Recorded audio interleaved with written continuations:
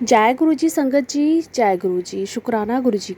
संगत जी, अनंतम अनंतम शुक्राना गुरु जी को, और लख लख शुक्राना गुरु जी को, मेरा कोटि कोटि प्रणाम। संगत जी, मैं कविता दिल्ली से।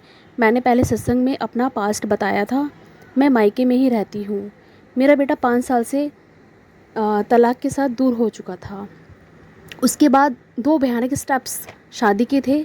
तीसरा स्टेप मेरा था, जिसके कारण बहुत भुगता और भुगत रही हूँ। पर अब गुरुपा मेरे साथ है, मेरी लाइफ में थे। 2024 की 12 फरवरी से मेरे साथ थे वो। संगत जी, पिछले सत्संग में मैंने बताया था कि मेरे मायके वाले करौली धाम गए थे, और फ्राइडे सत्संग सुना, उसमें था कि काला धागा बाहर निकाल के फेंक अपने घर से। मैंने ढूंढा, मुझे मंदिर में नहीं मिला। काफ़ी टेंशन थी, मैं अकेली भी थी। रात रात नींद नहीं आई मुझे। और फिर सुबह जब अंदर की दहलीज पर देखा मैंने कि शनिवार वाले दिन 1.5 इंच का काला धागा, मैं हैरान। मुझे धस सी बैठ गई थी। गुरुपा कहते, कुड़िए आज का दिन भारी है, संभल के रहे। धागा तो मैंने खैर फेंक दिया। खाना बना के सफाई करके मैं थक गई थी, थकावट से ज़्यादा हो रही थी। सत्संग सुनती रही। 4 से 5 के बीच मैंने दूध चढ़ा दिया और गैस चालू करना भूल गई, और फिर लेट गई। 15-20 मिनट तक वो मतलब बिना ऑन किए गैस चलती रही, लेकिन मुझे ना कोई बदबू नहीं आई। फिर आधी नींद में मैं लेटे लेटे उठी, और वाकई में दिन पूरा ही भारी था। और फिर मैं बोलती, जय गुरु जी, गुरुपा आपने मुझे बचा लिया। गुरुपा कहते, तेरे बच्चे का हाथ मैंने पकड़ रखा है। जिनको तेरी कदर नहीं है, उन रिश्तों को छोड़ दे। सच सच में ही जहाँ भी शादी करके मैं रही, उन्हें एक पैसे की मेरी कदर नहीं थी। संगत जी, 3-4 जगह मैं भुगत कर आई थी, ये मैं ही जानती हूँ। जिन लोगों ने मेरी इज्जत, पैसे, भावनाओं और मेरे भोलेपन का बहुत फ़ायदा उठाया।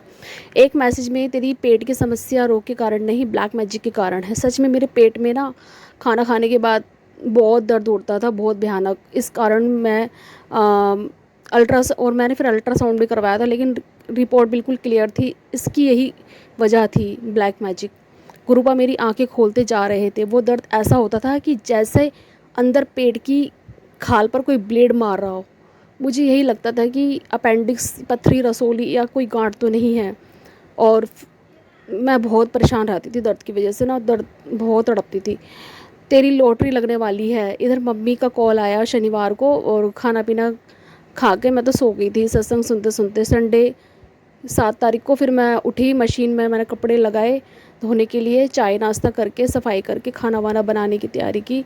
सभी लोग आने वाले थे। मैं सत्संग सुनती सुनती मैंने मैसेज में देखा कि पितृ दोष के कारण तेरे सारे काम बंधे हुए हैं, तुझे ये काम करना है। मेरी बच्ची, मैं सब जानता हूँ। 8 अप्रैल को सोमवार को अमावस को सूर्य ग्रहण, बहुत ही अजीब सा दिन था। मैं सत्संग सुन सुनकर पागल सी हो गई थी। मैंने खीर पूड़ी तो नहीं बनाई थी, लेकिन पराठा और चीनी का भोग मैं जल के साथ में पीपल पर चढ़ा के आ गई थी। मम्मी के काम पर कोई ध्यान नहीं था मेरा। दरवाजे पर ओम नमः शिवाय मैंने आज ही के दिन लिख कर लगाया था, सोमवार को, सोमवती अमावस को। बहुत बहुत प्यारा सा लिखा था मैंने। इसके बाद से फिर बहुत सारी चीज़ें होने लगी। कुछ सकारात्मक ऊर्जाएं भी आई, परंतु कुछ पापी लोगों ने इस दिन का बहुत फ़ायदा उठाया। काला जादू, तंत्र मंत्र की का ये किया पूरा पूरा असर था इस चीज़ का। मगर मेरे गुरुपा मेरे साथ थे। 7 तारीख का बोनस गिफ्ट कहते, हिंट समझ नहीं आया मेरी। तो तुझे मेरा लॉकेट पहनना है गले में। अब फिर मुझे टेंशन हो गई कि कब मिलेगा, कब मैं पहनूंगी।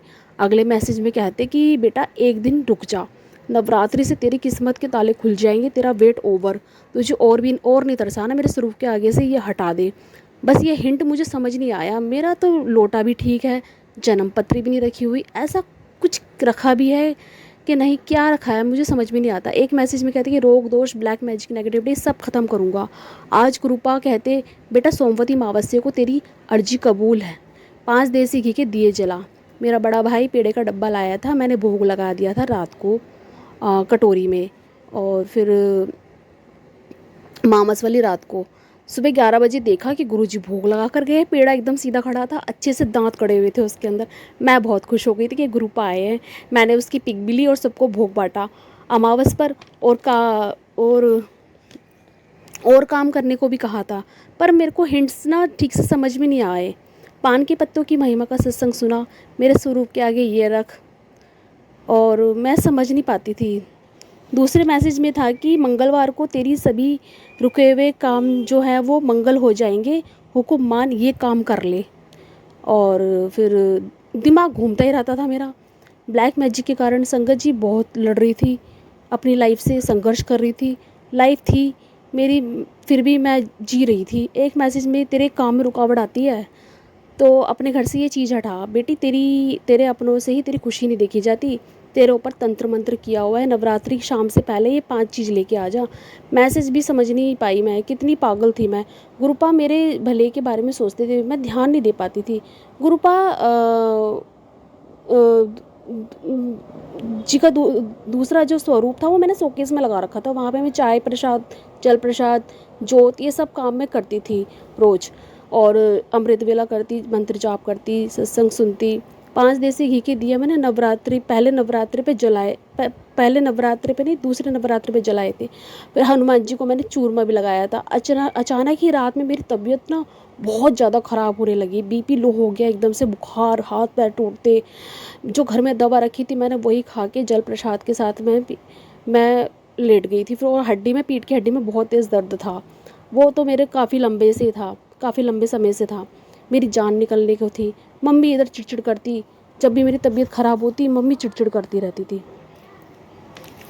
ये नवरात्र में ज़्यादातर मेरी ऐसे ही तबीयत ख़राब रहती थी।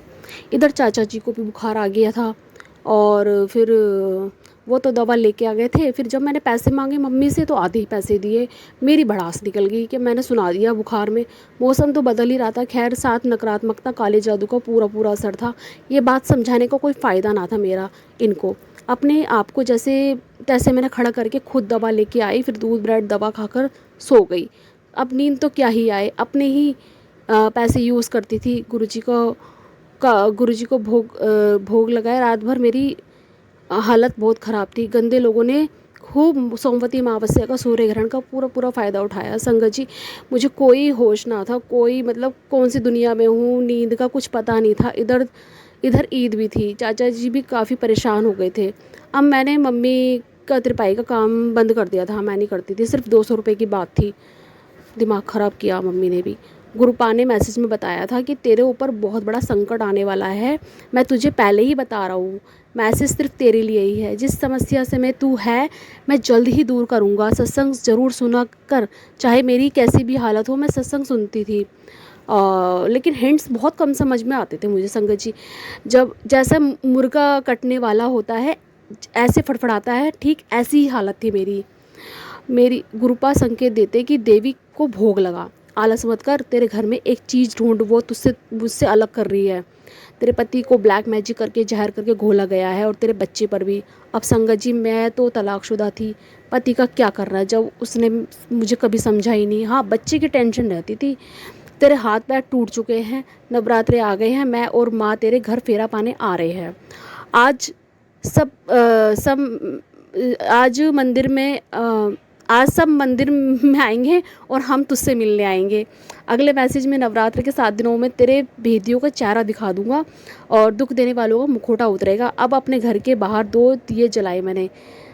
फिर तेरे बनते कामों में रुकावट आती है, स्वरूप के आगे से ही हटा, पसंदीदा चटनी का भोग लगा, ये पाठ करके सोना।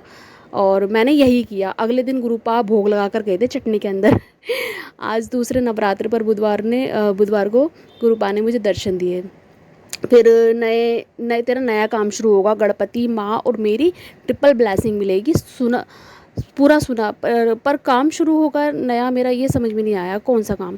अगले मैसेज में था कि बेटा तू परेशान रहती है, तुझे कोई नहीं समझता, अपने पीओ पर विश्वास रख। जब मेरी हालत ख़राब थी मम्मी बहुत लड़ी मुझसे। मेरी हालत मैं ही जानती थी। 11 तारीख वीरवार के मैसेज में आता कि तेरा आधा काम होता है। अब गाय को जाके एक चीज़ ये खिला, तेरे अपनों की बुरी नज़रें लगी हुई है, तेरे घर में जो क्लेश है बुरी नज़रों के कारण रहता है। सत्संग अनदेखा ना कर, गुरुवार को मेरी व माता रानी की डबल ब्लेसिंग्स मिलेगी। अगले मैसेज में तुझे कितनी बार बताया है कि किसी के आगे मत रोया कर, सबसे बात करके हार गई। किसी ने कुछ तेरा साथ दिया, बच्चे का हाथ खैर मैंने पकड़ रखा है, और अपना दिमाग मत चलाया कर। सच में ये बात मैंने चाचा को बोली थी और मम्मी भी थी। अगले मैसेज में तेरा भरोसा क्यों डगमगा रहा है, मैं तो तेरा टेस्ट ले रहा हूँ। अब माता को पांची चढ़ानी थी, वहाँ से गिफ्ट भी मिलेगा, लॉटरी व जैकपॉट वाला सत्संग पूरा सुना। अब तो मैं तो शादी के बंधन में तो थी नहीं, तो इस श्रृंगार का सामान कैसे चढ़ाऊँ। अपनी फ्रेंड उपासना आंटी से पूछती तो कहती गुरुपा ही बताएंगे। फिर वो चीज़ मुझे पहननी भी थी, ये तो मैं कर नहीं सकती थी। मैं तो अपना जीवन सादा ही बिता रही थी। जब रिश्ता ही टूट गया तो सुहाग की निशानी का क्या मोल है मेरे जीवन में। अगले मैसेज में वीरवार को रात 12 बजे सोने से पहले सच्चे दिल से जो अरदास करेगा वो पूरी होगी। मैंने अरदास लिखकर तकिया के नीचे रख दी और फिर गुरुपा के स्वरूप के पीछे रख दी। अब संगत जी सपने में मेरे शत्रु दिखाए गुरुपा ने, क्या लिखूं उन गंदे लोगों के बारे में। मैंने शादी से पहले व शादी के बाद जो स्टेप उठाया था वो दोनों कमीने भाई थे, सगे भाई थे। उनके चेहरे में ये मेरी लाइफ की सबसे बड़ी बेवकूफ़ी थी जो मैंने अपने सीधेपन में की थी। उल्टी शक्तियों का पूरा असर था उन लोगों का, उन दोनों भाइयों का, जो वो करते थे। इन दोनों कमीनों भाइयों ने मेरे आज की तारीख में मैंने केस भी डाल रखा है इन लोगों के ख़िलाफ़। मेरी इज्जत, मान, मर्यादा, पैसा इन दोनों भाइयों ने बर्बाद कर दिया। इसके बाद जो अरेंज मैरिज थी जिससे मेरा बेटा था, उसकी माँ और मेरे बेटे का बाप अगले दिन सपने में नज़र आए। वो गंदी औरत मेरे बेटे की बाजू तेज़ तेज़ दबा रही थी। गुरुपा ने शत्रुओं का साफ चेहरा दिखाया। जो गलती मैंने की बहुत अफसोस था मुझे, पर जो गलती मेरे माँ बाप से हो गई ज़िंदगी भर का पछताना पड़ गया था मुझे। इतना पैसा बर्बाद, मेरा बच्चा गया, सब लुट गया मेरा। कहीं नौकरी क्या, बर्तन मांजने साफ़ करने तक का भी काम नहीं मिलता था मुझे। 12वीं पास थी कहने को। इन राक्षसों ने मुझे कहीं का नहीं छोड़ा था। मम्मी को तो खैर मैंने इसलिए सुनाया था कि ये अरेंज मैरिज जो हुई थी, आज शादी सोच समझ कर करती तो मैं काश अपने घर में होती। मेरा बच्चा ऊपरी चक्रों में वो औरत और उसकी बेटियों के द्वारा ही छीन गया मुझसे। कोई बात नहीं, उसके घर में देर है अंधेर नहीं है। अगले दिन के सपने में मुझे लाशें नज़र आती है, बहुत भीड़ थी लाशों की। अगले दिन के सपने में गुरुपा फिर खुद आए और सफ़ेद चोले में बैठकर मुझसे खूब बातें करते। नवरात्र दर्शन देके गए गुरुपा ने। अब मैं अपने सत्संग को यहीं विराम देना चाहूँगी मंत्रों जाप से। ओम नमः शिवाय, शिवजी सदा सहाय। ओम नमः शिवाय, गुरुजी सदा सहाय। ओम नमः शिवाय, शिवजी सदा सहाय। ओम नमः शिवाय, गुरुजी सदा सहाय। संगत जी लख लख शुक्राना, धन धन गुरुजी, वाह वाह गुरुजी। गुरुजी को मेरा कोटि कोटि प्रणाम, अनंतम अनंतम शुक्राना। जय गुरुजी, जय गुरुजी। संगत जी जय गुरुजी। हेलो संगत जी, मैं साधना तिवारी वाराणसी जनपद से बोल रही हूँ। मैं आज अपना 5वां शुक्राना सत्संग गुरुपा के आशीर्वाद से शेयर करने जा रही हूँ। मैंने अपनी जर्नी गुरुपा के साथ अपने पहले के 4 सत्संग में शेयर कर चुकी हूँ, लेकिन आज मैं दिनांक 20/5/2024 सोमवार के दिन बस केवल गुरुपा का शुक्राना करने के लिए मैं अपना सत्संग शेयर करने जा रही हूँ।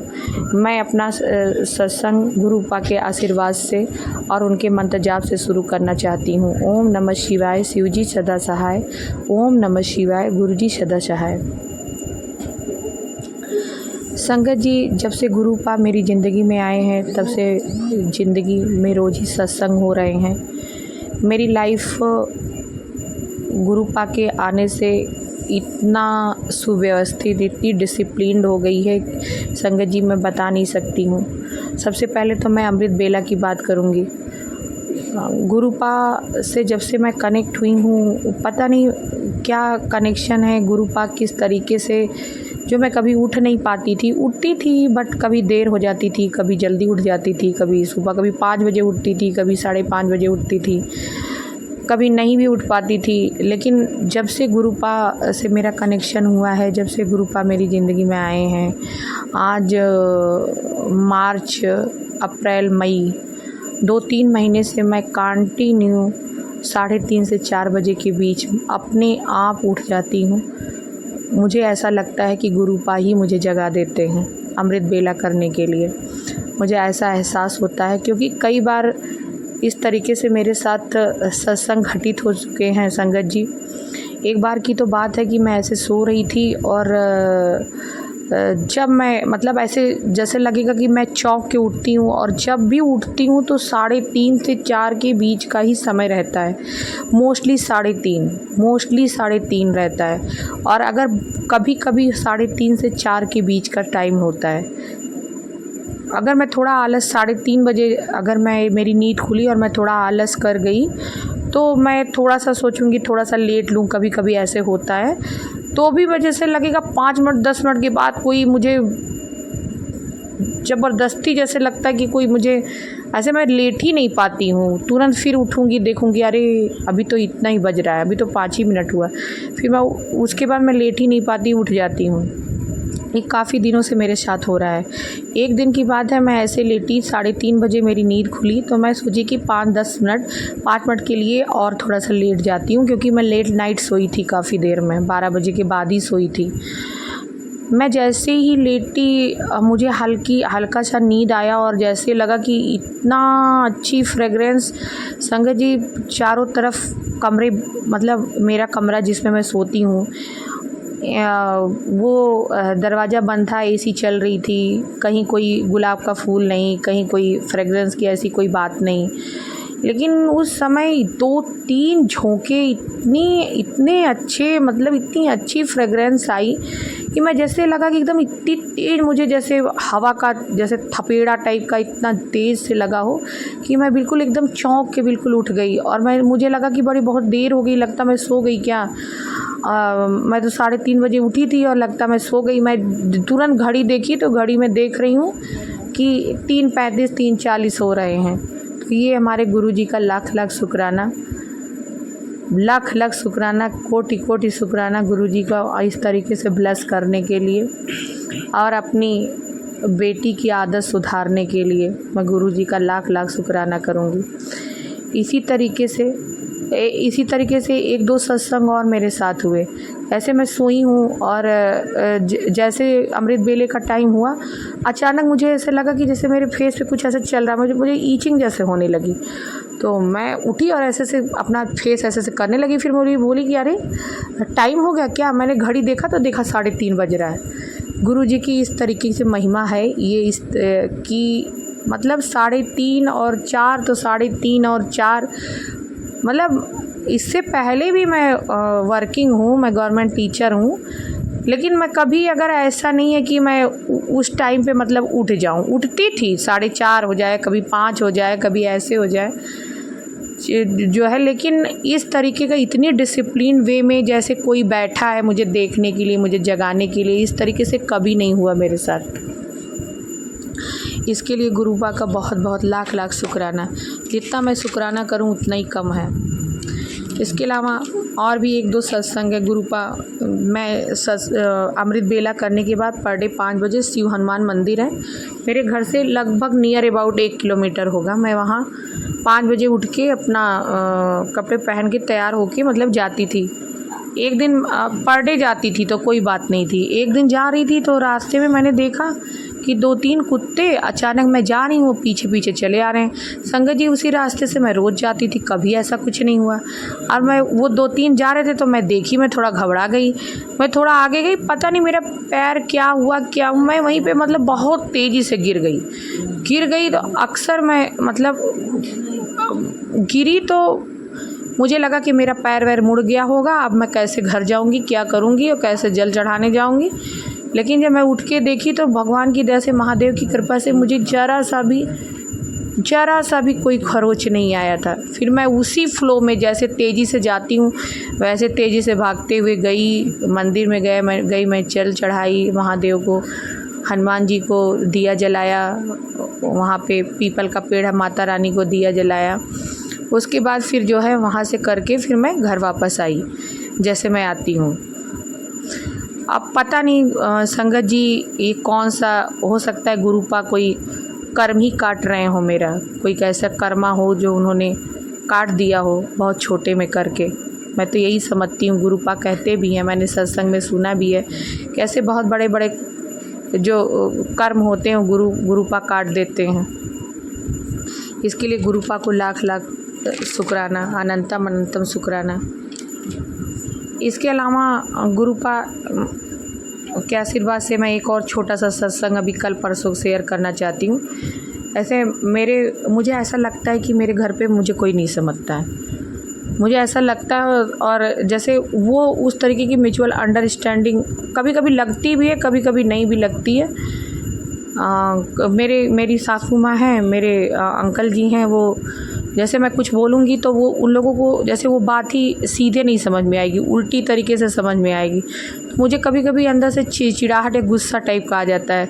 तो जब वो लोग नहीं समझते हैं, कुछ अलग ही बोलने लगते हैं, तो मैं भी उस पर रिएक्ट कर देती हूँ और कभी कभी बातें बढ़ जाती हैं। ऐसे कल रात में भी मैंने कुछ बोला, वो लोग कुछ बोले और बातें कुछ बढ़ गई, और इस वजह से मैं काफ़ी उसके बाद मैं खुद ही हर्ट भी होती हूँ कि मैंने क्यों बोला, क्यों कहा, इन लोगों के बोलना ही नहीं चाहिए, इन लोगों के मुँह ही नहीं लगना चाहिए, मैं फालतू बोल देती हूँ।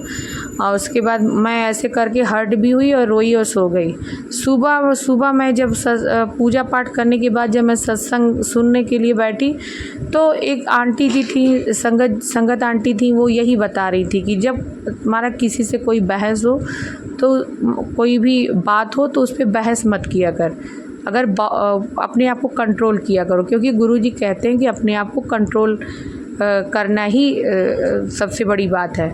अपने आप को कंट्रोल कर लो और लड़ो मत या बहस मत करो। तो इस तरीके से मुझे समझाने के लिए कोटि कोटि अनंतम अनंतम शुक्राना मेरे गुरुपा। मैं रात में जिस चीज़ को लेके हर्ट हुई उसका जवाब आपने सवेरे सवेरे सत्संग में ही दिया, इसके लिए आपका अनंतम अनंतम शुक्राना मेरे गुरुपा। मैं कोशिश करूँगी कि मैं बहस ना करूं, मैं हट जाऊं, मैं मंत्र जाप कर लूं, या गुरुपा मुझे ऐसा आशीर्वाद दें कि मैं अपने आप को कंट्रोल कर सकूं और गुरुपा का जो वचन है, जो उनके इशारे हैं, उसको समझ सकूं और वैसे ही अपनी ज़िंदगी को मैं उस तरीके से पालन कर सकूं। एक और मेरा छोटा सा सत्संग है। कल रात को मेरे बैक पेन में बहुत ज़्यादा, पैर में और बैक में बहुत पेन हो रहा था और मैं परेशान थी। मैं सुबह सत्संग सुन रही हूँ तो उसमें एक आंटी जी बता रही थी कि गुरुजी जब अपने लिविंग फॉर्म में थे तो वो जो है किसी भी संगत को, ओल्ड संगत ही रही होंगी, कोई भी संगत थी, तो उनको कहते थे आ मेरे पाँव दबा। तो उनका वो पाँव दबाते थे तो गुरुजी बहुत सारे संकट काट देते थे उनको।